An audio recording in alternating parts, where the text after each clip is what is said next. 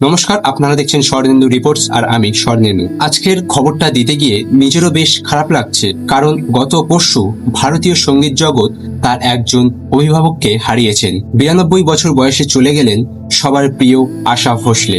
গত পরশু অর্থাৎ 12ই এপ্রিল এই দিনটি ভারতীয় সঙ্গীত প্রেমীদের কাছে হয়তো এক কালো দিন হয়েই থেকে যাবে।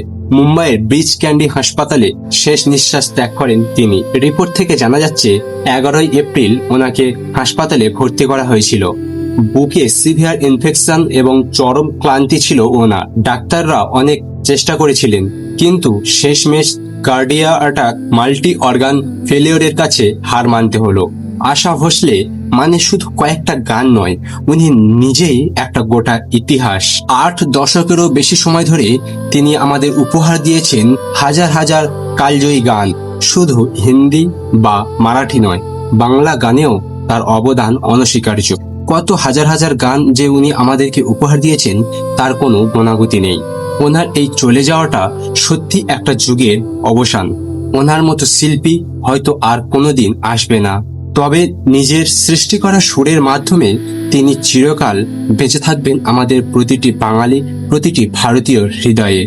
এই মহান শিল্পীকে আমাদের চ্যানেলের তরফ থেকে জানাই শেষ শ্রদ্ধা। ওনার পরিবারের প্রতি রইল সমবেদনা। আজকের প্রতিবেদনটি এখানেই শেষ করছি। ভালো থাকবেন। নমস্কার।